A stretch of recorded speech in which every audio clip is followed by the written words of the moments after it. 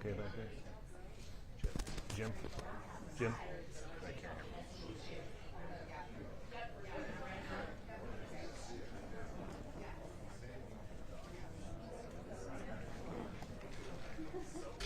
Okay.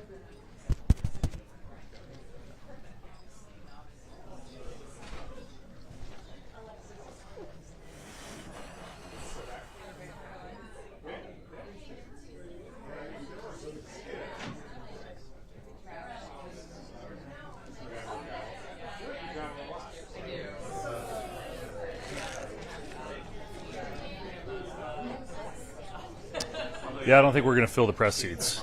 You sure? It doesn't look like it. Have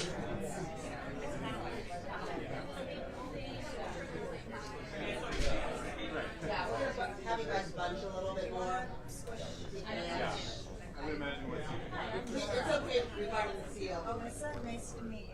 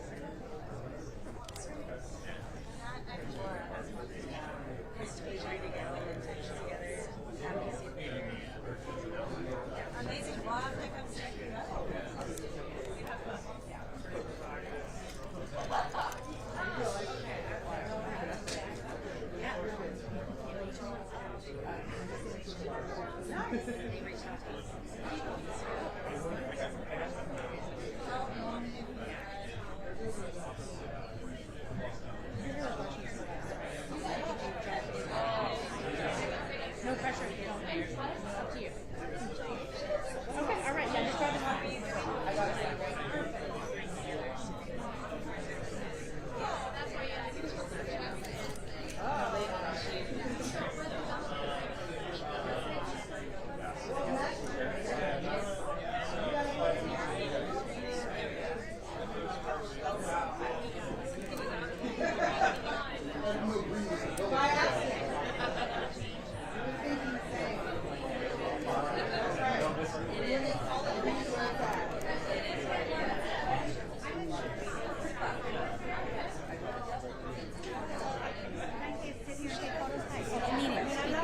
I don't think they're going to get filled up. I don't think you're. And then I'm out of here. Yeah, I don't think they're going to get filled up. So.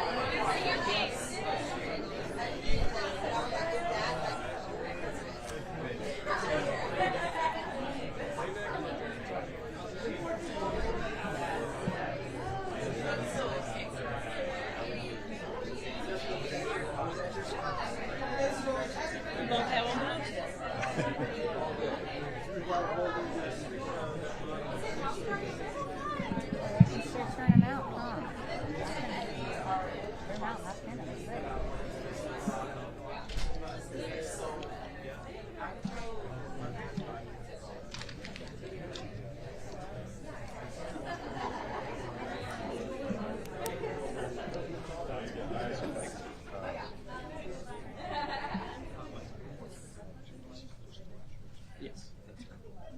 Keep talking. We're not ready yet. I think we can encourage people to take seats. Okay. We're at a press at this point. Okay, we're almost ready.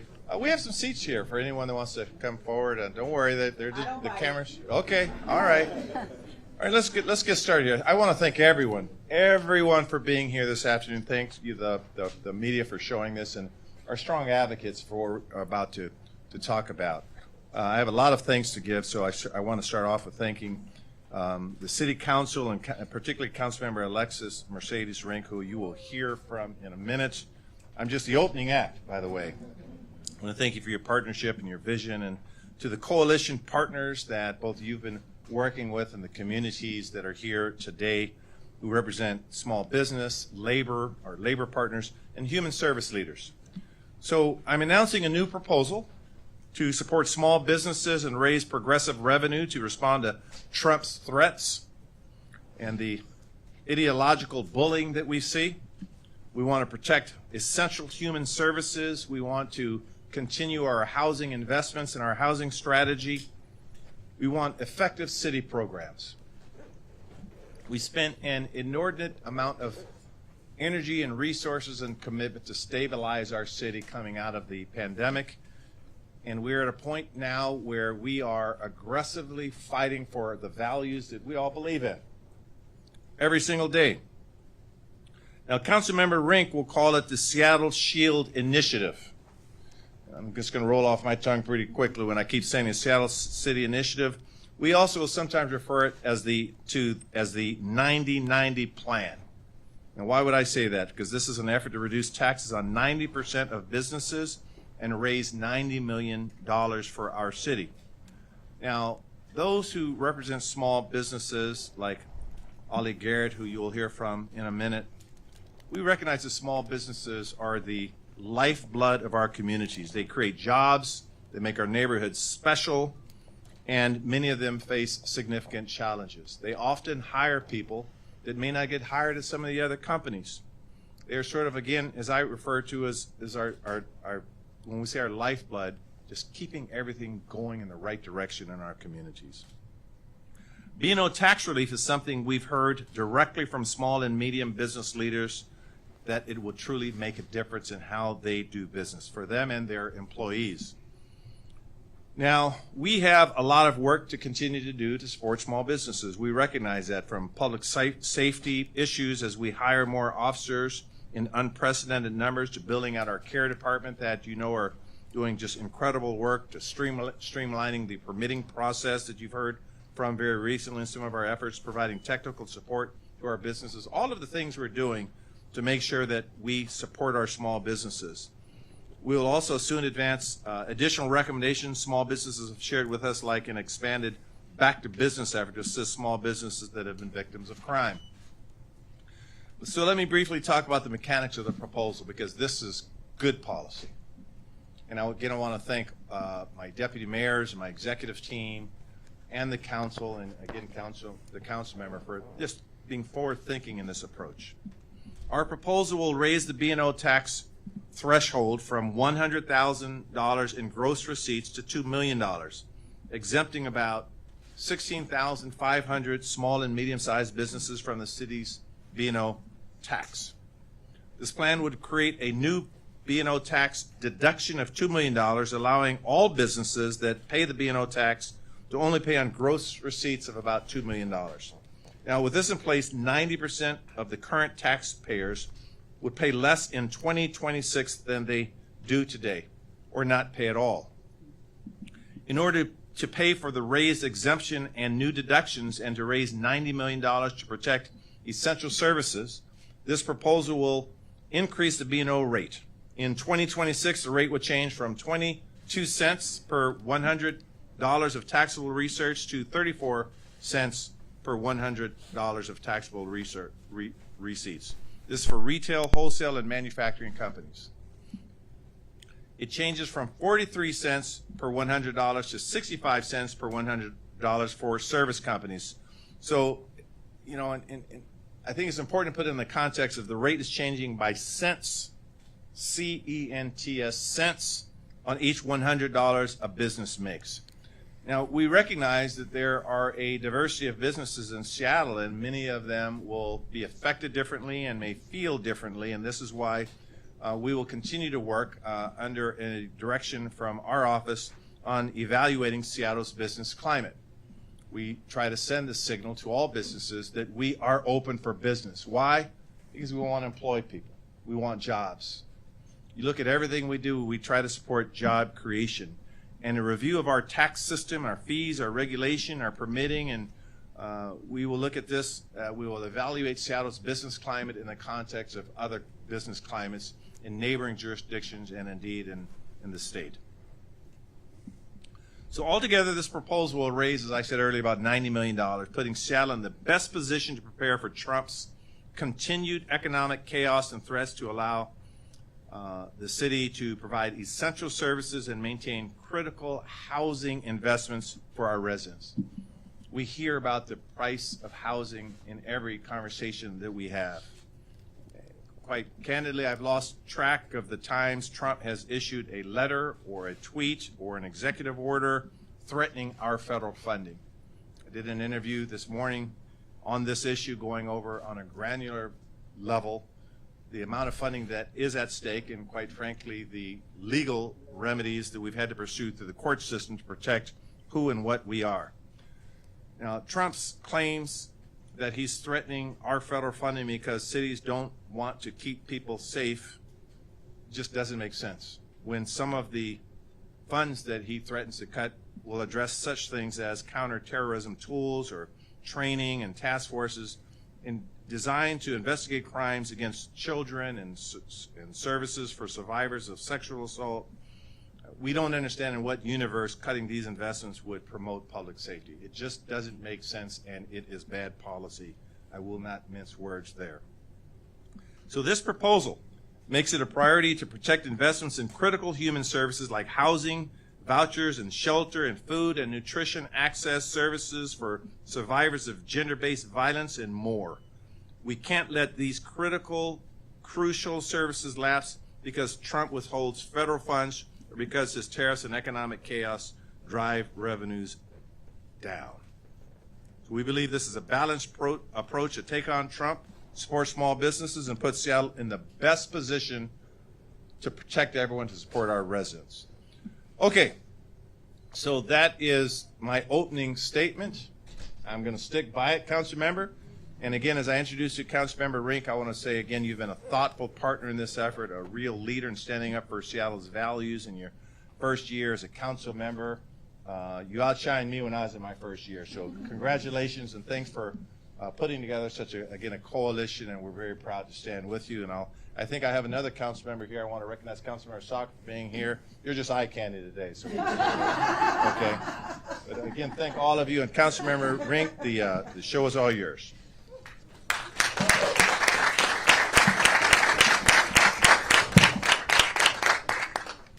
Thank you for that kind introduction, Mayor Harrell, and good afternoon, everybody. Thank you. We have a lot to be excited about this afternoon, and my name is Alexis Mercedes Rinck, and I am proud to stand here behind a very powerful coalition, a coalition you see up here, but I also want to invite, I know we have more folks in our coalition that are around the room. Can I invite you all to come up? I want folks to see how powerful we are together. I know we've had some more folks join us, so I want to invite folks up. This is a powerful coalition across from our labor champions, from our small business advocates, from our essential service providers who are taking care of our community at this time. And I'm proud to stand alongside Mayor Harrell to announce the Seattle Shield Initiative, legislation that will give Seattle voters the power to define what kind of city we want to be. And today we are facing a defining moment for Seattle. While federal cuts threaten the services our working families and most vulnerable neighbors depend on, we have a choice. We can either stand by and watch essential programs disappear, or we can give Seattle voters the power to protect what matters most. The Seattle Shield Initiative exists because we have found common ground. Everyone here today can agree that Seattle's success should lift everyone up, not just those at the top. When I was waiting tables in Queen Anne, barely scraping by, unfortunately, the small business owners I was working for, they were struggling too. They weren't getting rich, they were just trying to survive and keep the doors open, just like their employees. So when elected officials talk about supporting small business, this is what real support looks like. Seattle Shield will cut taxes for 76% of businesses currently paying B&O tax. These are the coffee shops where they get your oat milk latte just right. These are the family-owned restaurants that know you want 3 stars on your pad thai. These are the libraries that have the cute little staff recommendations on what you should read next. These are the bike shops that know exactly what's always seems to be wrong with your bike brakes. Here's what I want people to understand. The programs we're protecting with this initiative, they work and they change lives, and we need them now. The $90 million generated annually will protect services that keep families fed, housed, and safe. As the Trump regime cuts federal funding for food banks, emergency shelter, and housing programs, local investment becomes the difference between maintaining these lifelines and watching them disappear. And Seattle Shield represents both the city's response to a local budget crisis and federal abandonment of working families. And for example, as federal workplace protections are rolled back, the Seattle's Office of Labor Standards becomes more critical than ever. And this initiative ensures we can continue fighting wage theft and protecting collective bargaining rights and maintaining the labor standards that make Seattle a place where work pays. And we're not asking everyday taxpayers to unfairly shoulder this burden. We're asking the largest corporations to pay their fair share while actually reducing taxes for small and medium businesses. And we're asking them to contribute to the community that made their success possible. For the infrastructure they use, to the workforce whose labor they rely on, and the working class consumer base who buy their products. This isn't punishment for individual success, it's shared community responsibility that comes with shared success. And here's what makes this moment special. We're not imposing this on Seattle, we're trusting Seattle. We're asking our neighbors, you decide. You decide whether Seattle steps up when others step back. You choose whether we protect each other or abandon each other, and you choose what kind of city we want to be. And I've seen Seattle voters do this time and time again when we have the clear choice between our values and our fears. And time again, this city chooses hope. Time and time again, this city chooses each other. So I'm asking my colleagues on Seattle City Council, put this to the ballot. Trust our neighbors will make the right choice. The stakes are too high, the choice is too important to let this moment pass without action. And I'm asking Seattle voters to remember who we are. We're the city that led the nation to a $15 minimum wage. Ooh, that's right. We're the city that passed paid sick leave, that invests in affordable housing, that said every worker deserves dignity. We're a city that doesn't abandon people when times get tough. That's the Seattle I'm fighting for, and that's the Seattle I know we can build together. So let's shield affordable housing. So let's shield workers' rights. So let's shield services serving survivors of gender-based violence. Let's shield our let's shield our food access. So let's shield Seattle together. Thank you.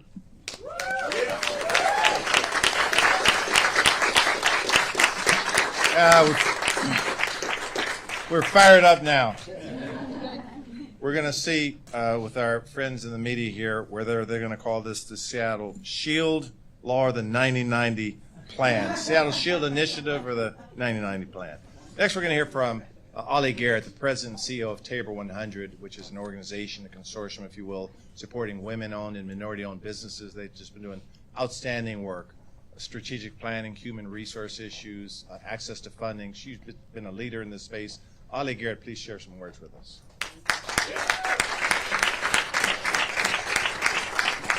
Thank you. On behalf of Tabor 100 and the more than 500 businesses we support, I want to thank you, Mayor Harrell and Councilman Alexis Rinck, for their leadership on putting forward this bold proposal. Small businesses are the backbone of Seattle economy and vital to building generational wealth in our community, especially for Black-owned businesses and other entrepreneurs of color. Tabor 100 served that community by raising the B&O exemption threshold to $2 million and providing tax relief for approximately 90% of businesses currently paying the taxes. This proposal is a meaningful step toward creating more equity and competitive environment for small and medium-sized businesses to grow and thrive. Importantly, this reduction will also encourage new businesses to be created, providing more opportunities and economic mobility for residents across Seattle. At the same time, this approach responsibly protects critical investments in housing, human services, and economic stability at a time when threats to federal funding and economic uncertainty continue to impact our city. Tabor 100 applauds the mayor for recognizing that a thriving small business community and strong city services go hand in hand. We look forward to working with city leaders to ensure this proposal delivers real relief, foster new businesses, creations, and expand opportunities for all Seattle small businesses. Thank you. Thank you, Ali. Thank you, Ali. And I want to recognize Representative Breonna Thomas here today, standing with us. I don't know what capacity you're standing in today, but I'm going to recognize you either way.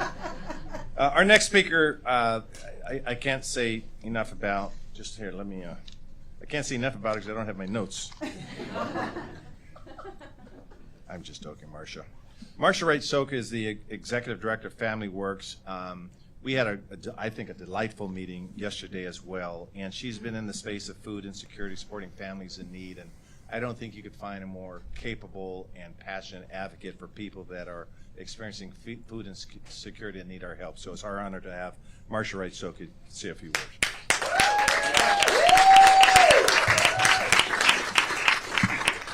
Good afternoon, everyone. And thank you so much to Councilmember Rinck and Mayor Harrell for inviting me to speak on behalf of Family Works and the many human service organizations across our city who work every day to ensure that Seattle is a place where everyone can thrive. At Family Works, which focuses on hunger relief and family support, we meet people at some of their most sensitive moments in their lives. When putting food on the table, keeping a roof overhead, or parenting without a support system is really, really challenging. One of the moms in our programs, Stacy, told us raising kids is hard and expensive. It's hard to parent when you're stressed out and you don't know whether you're going to buy diapers or food. And she's right. Most of us are one emergency, one medical bill or missed paycheck away from crisis. Seattle Shield is an important step in protecting the social safety net that so many Seattle families rely on, especially now as deep federal cuts threaten programs that were already stretched thin by rising need in our community. And it's a step we need. We need it to ensure that moms like Stacy can still turn to local organizations to meet their most basic needs. Without this kind of protective local investment, people will be pushed into crisis. There are 200,000 of our neighbors who are currently relying on food assistance and SNAP at a time when Congress is considering halving the program. Food banks will not have enough food to meet rising demand because of harmful federal actions. Shelters that are already full will struggle to stay open. And while nearly a quarter of Seattle residents are burdened by rent, waitlists for affordable housing will grow. More of our neighbors will be forced into impossible choices between medical bills, food, and rent. So this proposal isn't just about preventing harm. It's also about creating good. And you've heard from some of our small business leaders, and you'll hear from them later today. It will help workers and businesses, ensuring our neighborhoods remain rooted and resilient. So now is not the time to throw up our hands and say that there's nothing that we can do in response to federal actions. There is something we can do, and that's choosing to invest in each other. We need Seattle to be a place where kids go to school with full stomachs, where seniors do not have to choose between their medicine and electric bills, and where all of us can count on having our basic needs met.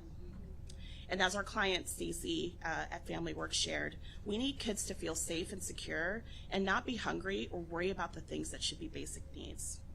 Because she's able to get support at places like Family Works when she needs it most, she can now focus on what every parent wants, which is for her kids to thrive. So this initiative is a really vital step toward protecting the services that allow people to survive today and imagine something better for tomorrow. So thank you so much to Councilmember Rinck and Mayor Harrell for meeting this moment with clarity and urgency and care. I'm really grateful for your leadership on behalf of Human Services. Thank you. Thank you, Marsha. Thank you, Marsha. So our next speaker, just by a show of hands, how many has ever tried tofu? Just tried it. All right, we're tofu. The best tofu, I may get in trouble and say this, the best tofu I've had comes from Tanya Nguyen at Chu Min Tofu. I visited there several weeks ago, and I have to tell you, it is just outstanding. But in all seriousness, we want to hear from Tanya. I believe that actually Tanya bought some tofu here, so you don't have to take my word for it. But Tanya sort of epitomizes what we're trying to do and the types of businesses we're trying to support, and she has an excellent product and is a delightful person. So Tanya, will you please share a few words with us?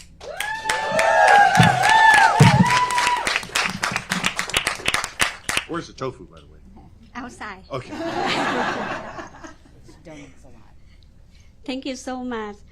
Good afternoon, Council Member Rinck, Mayor Harrell, and everyone here today. My name is Tanya Nguyen. I'm the owner of Chumin Tofu and Vegan Deli in Chinatown, Seattle, Chinatown International District, near the 12 and Jackson. So I'm here today to speak on behalf of small business owners, especially neighborhood like the CID, who are facing enormous pressure just to stay open. We've been hit all sides, like the price of the food increases, rent increases, the high bill, utility bill pay, and the labor costs that keep climbing. So even so, we commit to treat our employees and pay fair with the respect, but it's getting harder and harder each month. Try to break even, let alone the save and grow. So that make it more more difficult with the tax, like business and occupation tax. Right now, we are taxed based on the gross revenue, not profits. So that means even we barely make it even, make it expense like to covering the expenses, or we might even lose money, but we still owe taxes. So for the small restaurant like me, like mine, I feel like a burden on our shoulders. Yeah. On top of that, the CID facing the unique challenges like graffiti, vandalism, and public safety concern. Also, the food traffic reducing, and gentrification and displacement.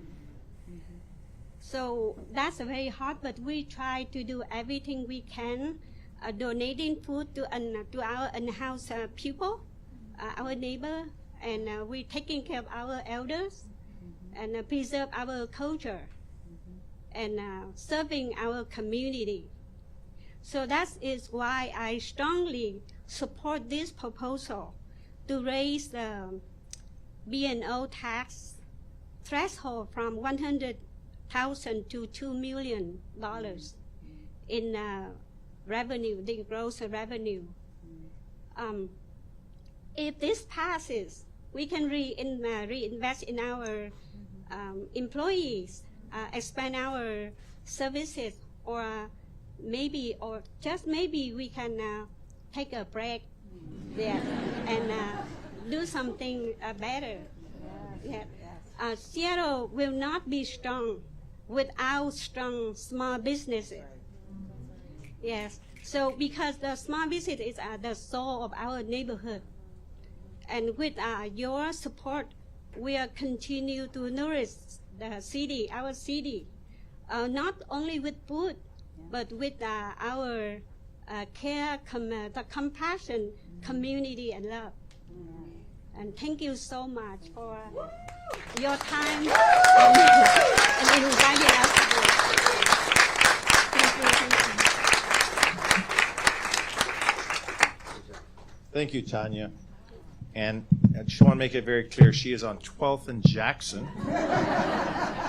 And we visited her and had the best tofu around, and she is what this is all about. And so thank you very, very much.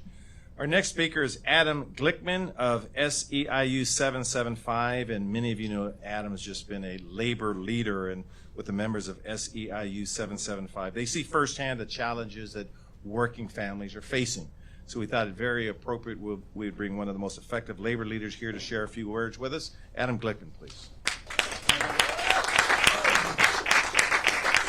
Thank you, Mayor Harrell. I'm Adam Glickman, Secretary-Treasurer at SEIU 775.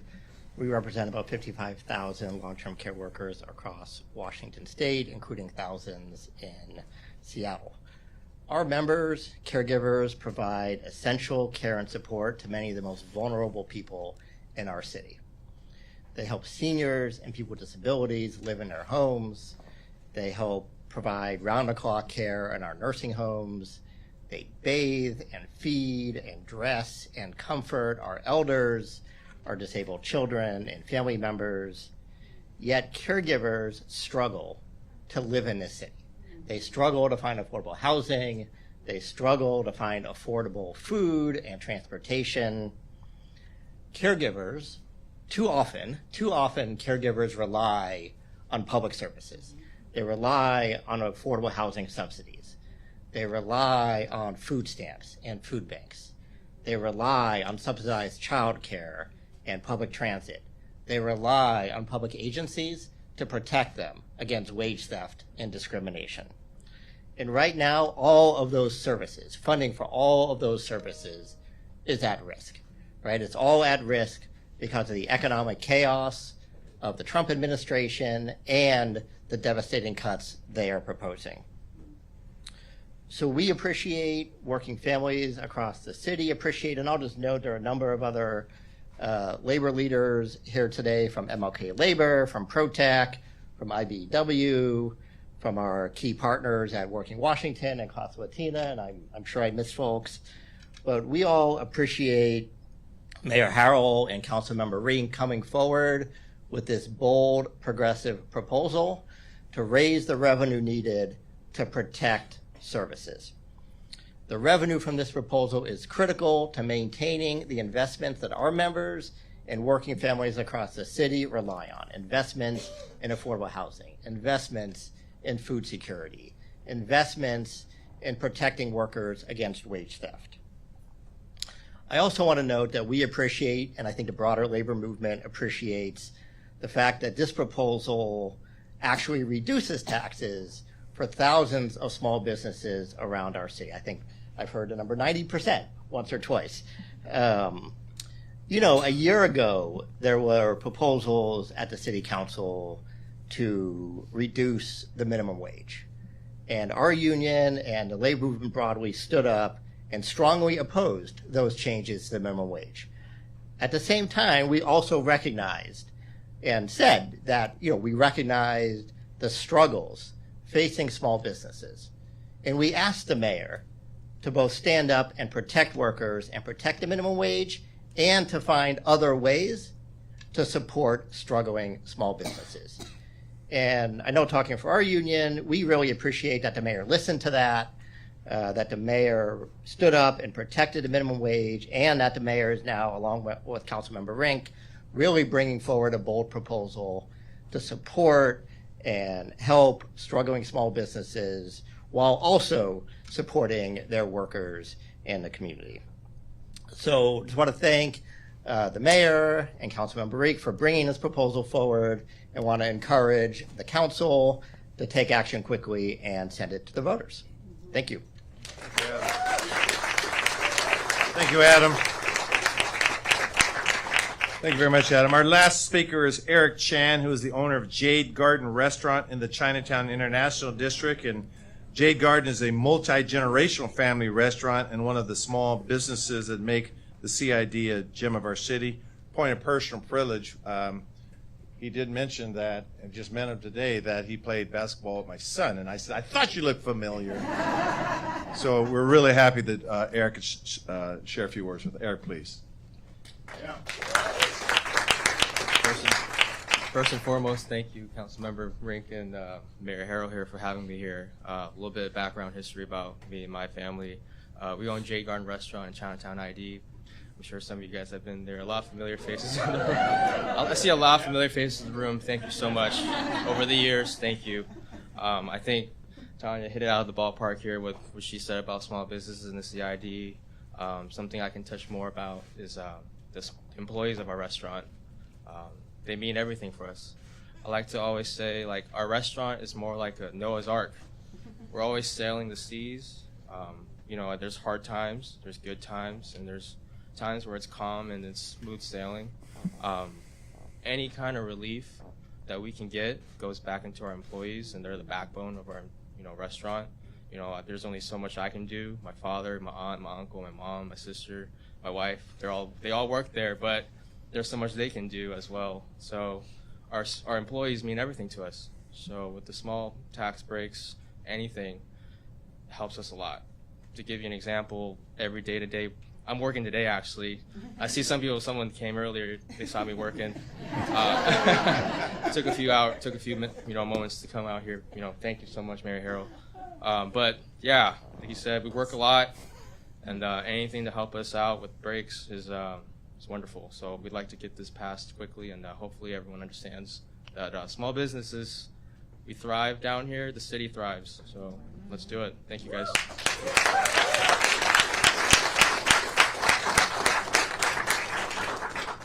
Thank you, Eric. So you've heard from labor advocates, small business advocates, people fighting against hunger. You've heard from the community, and you've heard from an outstanding council member pushing this initiative known as this Seattle Safety, what's it called? Seattle Shield Initiative? Let's go with the 90-90 plan. But in all seriousness, I always tell aspiring politicians or elected leaders or community-based leaders that in this fight, it's a journey. And you have to laugh along the way to keep your energy going and never lose sight of the people we're fighting for. So thank you for standing with us together, building our One Seattle effort. And with that, Jamie, can I ask you to come up here? We'll take a few questions. There might be some questions, and I'll ask our Director of Communications to help me navigate the questions. Yeah, we'll go to Chris and then Eric. Mayor, the Downtown Seattle Association has been a ally of yours for several years now, and they've already released a statement about this proposal, and using their words, not mine. They've called this a tax on downtown revitalization, a self-inflicted wound for the city, and a boneheaded idea. How do you respond to the claim that this is a boneheaded idea and that you're going to see more large employers move to the east side? Yeah. So we think it's good policy, and we think we would just disagree. But as I've said repeatedly in 16 years of office, that one reason why I want a healthy business environment for large business and small business and everything in between is because they employ people. But they have a corporate social responsibility value that I have to see as an elected leader. We are not trying to run businesses out of Seattle. We are open for businesses. And so we look at dealing with a $250 million deficit. We don't want people to be hungry. We want people to be sheltered, that this is good policy. The fact is that the state legislature only gives us so many tools. That is just a fact. And this is a tool, we think, along the lines of progressive revenue, that is the smart policy to adopt. Now, what we will do, as I said in my remarks, is that we will continue to look at, through a directive, what the business climate is in terms of how much taxes one pays, what the lease amounts are. And I want to, again, thank the council today for, I think, approving one of the beneficial items of technology that the DSA will use in the revenue-producing Wayfinder objects. I can't remember the name of it, right? The kiosk. Ike is the name of the vendor, I believe. So we'll do everything possible to continue to have a healthy business environment, but we stand behind this policy and we think it's good policy. And again, Councilmember, if you want to chime in at all, feel free to. Erica? Very short question and then a substantive question. Is it 76% or is it 90%? Because I've heard two Can take that. 76% will be covered under the exemption, so $2 million or less in gross revenue, or gross receipts. So they will pay no B&O. 90% of businesses, which includes that 76%, 90% of businesses, should this proposal pass, will pay fewer taxes in 2026 than they pay right now. Got it. Okay, and then the substantive question is, as Tanya was alluding, a lot of businesses have low margins, including some that might have higher gross revenues, like grocery stores, like larger restaurants. Are you concerned about the potential impact to those businesses and the fact that they tend to pass those costs on to consumers? Yes, we are concerned about that, and that's why in my remarks I said that, businesses will respond differently depending on margins, depending on the model of the business. And so one of the directives I tried to state in my remarks is that we'll take a good look at all across the sectors. We do realize, again, not all margins are created equal in business opportunities. This is a tax on gross revenues, as Tanya so eloquently put it. So we are concerned about that, and we'll continue to look at that. Go for it, Mark. Do you know how many businesses are not going to be spared from this tax increase? The number? You want me to take that? Yeah, please. Go on. So, Yes, Sam. Can you hear him? Okay. yeah, so I'll talk through it in the percents. The 76% there are currently about 21,000 businesses that pay the B&O in the city of Seattle. About 16,500 will be exempted if the threshold is moved up to 2 million. That leaves about 5,000 businesses. Of that, about 55% will pay lower taxes than they do now, leaving 44 or 45%, about 2,000, 2,300 businesses that will have a higher B&O obligation. And can you talk about the character of those businesses? Are they grocery stores? Are they Amazon? Who are we talking? It's a really wide diversity of businesses. I mean, it's difficult to pigeonhole one particular kind of business. It really ranges. So I wouldn't be able to speak to that. I could say more broadly that there's really, based on the privacy laws that we have in the state and in the city, we're unable to look at each exact business, what their gross revenues are and what they pay in B&O. So it's hard to speak to that. That's why I think it's been important, and the council member and the mayor have been doing this and working with small businesses and with larger employers, talking to them to understand what this impact will be. And for many of them, they have to run those numbers themselves to understand how large an impact this may be. Okay. Amy, yeah. So you're pitching this as a shield from threats from the Trump administration. Another threat from the Trump administration is cuts to healthcare, including Medicaid and also people who are eligible for Obamacare. District 2 candidate Eddie Nguyen has suggested that we raise the Jumpstart tax rate in order to help pay for some of that healthcare that our residents might be losing if these cuts go through. Is that something that you consider, Mayor Harrell, or do you have other plans in mind to deal with those healthcare cuts? So you may recall that I commissioned a progressive revenue task force, and we looked at, in that particular recommendation, 9 possible methods by which we could achieve progressive revenue, and that was one of them. And so we are not nearly at the point where we're proposing our budget. We're announcing this today. We still have a $250 million issue we're addressing, so we're not excluding anything or including anything, so I'm not in a position to talk about this. But quite honestly, this is the kind of collaboration that works in city government. You have ideas, you don't rule out anything prematurely. You look at the impacts on businesses, you look at the impacts on people that are struggling to live in Seattle, struggling for shelter, and then you come up with a proposal. So today I'm not in a position to introduce anything else, but I will tell you that, and I have a few deputy mayors in here, that literally every day we're looking at revenue options and expense reduction options as well. Okay, David? Will the the budget that you release include this as part of it? Will it assume that this is included, this B&O tax restructure is part of the budget? Yes. Yes, it will take.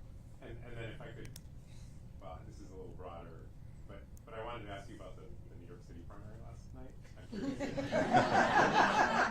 I'm curious if you have thoughts on the results there, and if you think that has any implications for the environment in Seattle. Well, because we're at City Hall and I'm in my official capacity, for those that aren't following it, politically, I don't like comparing Seattle to New York in any stretch. You did have a person that did it so well that had to resign from his position because of a scandal. So I don't want to comment on, what happened there. But I do believe that a lesson that I learned in politics is you have to listen to what the people want. You have to talk to people in coffee shops, at ballparks, at restaurants, on the streets. And not only listen to them, you have to put in action ideas to meet their needs. And I've been doing that for 16 years, like many of these folks. We didn't just wake up and start doing this work. Before people became electeds or even advocates, they were doing this work. And then when I look at New York politics as an example, I think people want to see a certain level of integrity and commitment that goes beyond a simple speech. That's my takeaway from any political race. And collaboration. I never punch down on anybody. I think I've been doing that for 16 years. I have my hand out for folks because we need help. So the takeaway for me is that a city, to be optimized, you have to be collaborative and you have to know when to ask for help and when to implement smart policy as we're doing today. And that's why I'm very proud to stand with 2 council members advancing this idea. Go here. Some of the city's largest employers, Amazon for lack of a better example, have been laying off people by the thousands. Do you worry about the impact on the job market with this? Yes, I always worry about that. What I've said, I tried to say in my remarks, is that I want Seattle to be known for having a healthy business climate. Tax policy is part of that, but so is our comp plan. So is our education policy. This week I announced our education FEP levy. Every child needs to succeed. Every child gets a great start. All of these policies that we're pushing as a means to achieve an optimal city in every way, and that includes a healthy environment for big businesses. That's why I said that we will continue to look at this in terms of making sure this is a great place to do business in. I don't know if I said it in this particular speech, but Seattle continues to attract talent. We're the 4th fastest growing city in the country. It's because people still want to come live here, work here, and indeed play here. So yeah, we're always concerned about that, and we calibrated that into our package. Mayor, 85 reporter Alex McClune, I'm new to the city. Hi, Alex. Can you talk about the public outreach effort? Yeah. So, Councilmember, I'll let you take a stab at it. I'll just say a few words that, number one, this continues. This doesn't stop. I mean, part of the process when it hits the council is that we continue to do outreach. We've been addressing this budget issue for quite some time. We did just start last week. So we've been looking at all kinds of solutions, all kinds of outreach, and you could always do more, but maybe, Councilmember, you could talk a little bit about the outreach. Certainly. As was stated, the budget challenges are not a new issue, and certainly my office, as soon as we took office just a couple months ago, if you can believe it, we hit the ground running, really evaluating what are options before us that could really address this challenge. And so doing deep engagement with some of our service providers, many of whom are here today, doing engagement across the city, understanding also through the work that we're doing with the Select Committee on Federal Administration and Policy Change, evaluating where are we hardest hit and trying to shape a proposal that reflects areas where we are hardest hit at this time, but engaging with many of the folks in this room and across the city. This proposal has been refined in light of that feedback, where we can really hone in on areas that are being the hardest hit, and making sure we're also putting forward a meaningful proposal that addresses the needs of small businesses at this time. Okay, I think we've got time for one more question. I know I'm trying to get everybody, so Joshua, I don't know, did you have anything? My question was answered. It was Eric's question. Okay. Then Erica, you get one last one. Okay, second by the gavel. I wanted to ask about the potential public safety tax that's coming down. The city has the authority to do a 1 cent or a 1 cent public safety tax.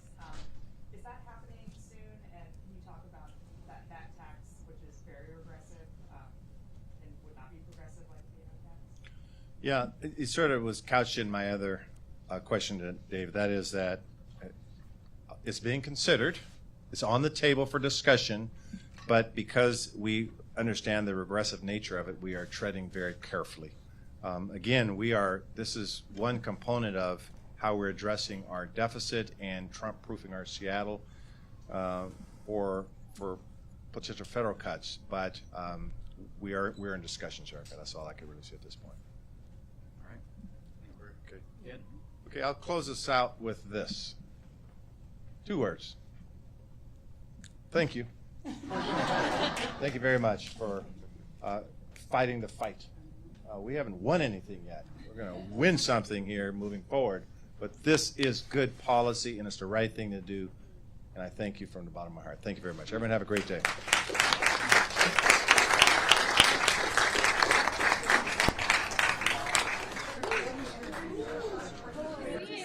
Hey, thanks, Jordan.